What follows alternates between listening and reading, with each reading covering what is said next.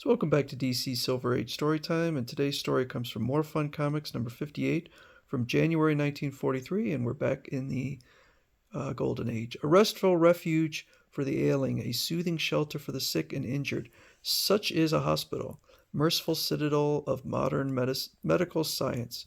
And when grim silent death stalks the corridors, when those who should return hale and hearty to their homes are found stealthily murdered as if by magic, then Dr. Fate, that fantastic figure uh, who controls human destinies, must call on all skills and knowledge to bring the cunning and conniving criminals to justice and solve the mystery of room 406. So there's an ambulance driving through the streets.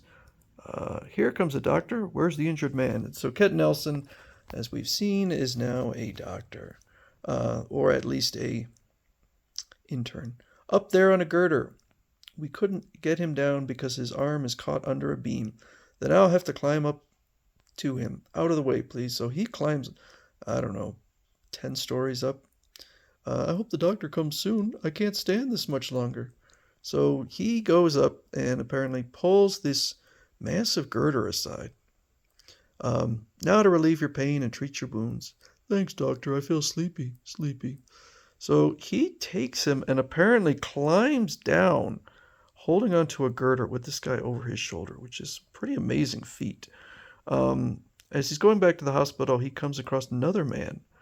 And apparently the man is thinking, the frog did it. Wants me taken to hospital. Is he an accident victim, doctor? He's unconscious, but there are no bruises on him. It's a baffling case. So they take him back to the hospital, and Kent Nelson asks this Dr. Marsh his opinion. The man you rescued from that girder should go to the accident ward. This other man, papers on him show that he's John Cornelius, the banker. We don't know what's wrong with him. Put him in room 406 for observation. But the nurse is a bit worried about it. When Kent Nelson asks, she says, nothing's wrong. Only room 406. Oh, don't pay any attention to me. Nothing's wrong. So they take him in there, and it turns out the man is soon dead the next morning. What's this? Get a grip on yourself. Who's dead? Mr. Cornelius. He's the third patient to die in that room 406.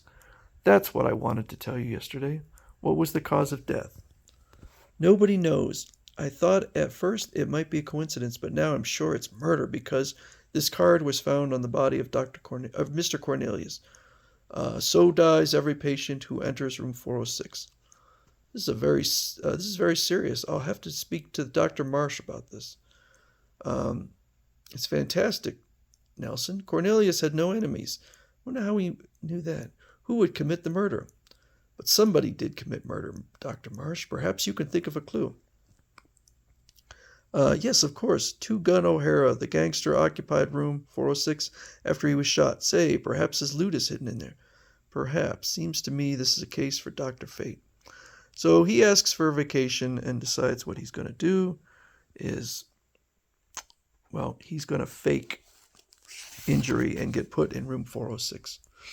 So that night he hears gas escaping and wakes up and finds a whole group of criminals. Looks like a convention of thugs. Think I'll open the proceedings by rapping for order on this block of wood. Oh, I got hit by a sledgehammer. You raised your hand to speak, so you may have the floor. Yes, but without my teeth, I'm speechless. You caught us by surprise, buddy, but from now on, I take over. How do you like this? But, of course, Dr. Fate is bulletproof. Bullets can't hurt him. Yes, a gun will do you no good. So he smashes the chair over him. And they try to escape through this passageway near the ceiling. That's why no one ever found a trapdoor. It's near the ceiling. And searchers looked near the floor. But who is Blackie? He mentions Blackie.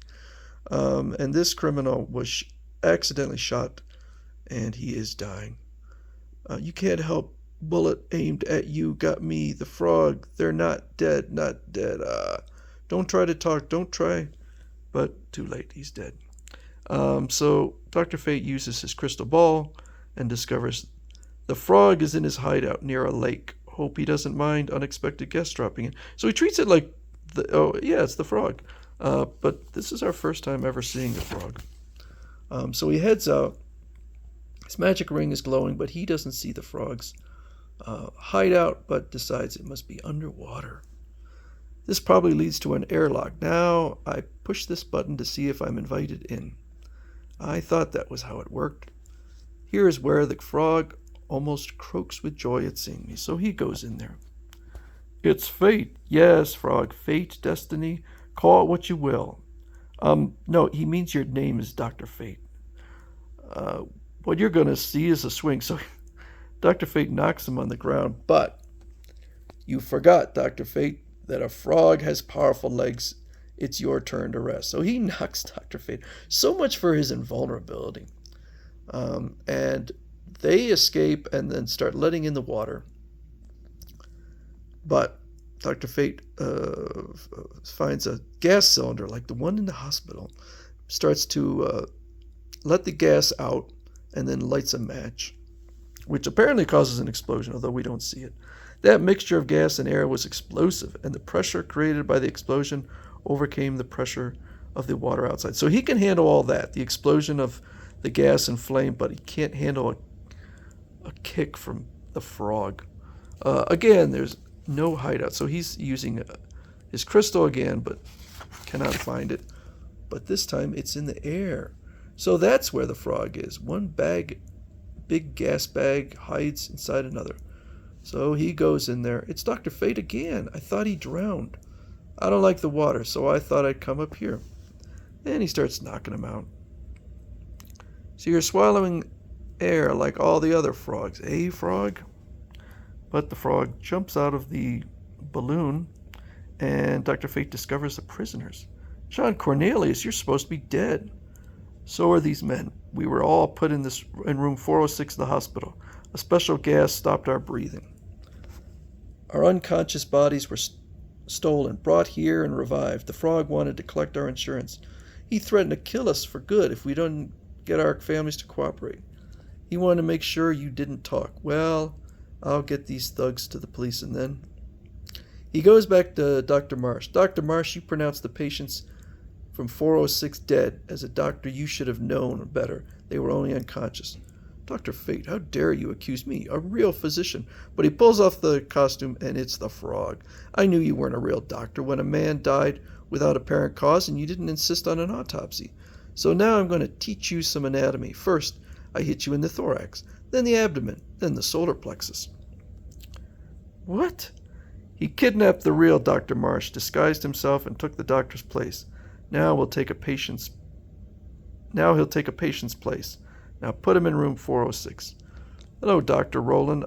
I had a swell vacation. Vacation? Bah, such excitement we had, and you missed it all. Do not speak to me of vacations. More fun comics.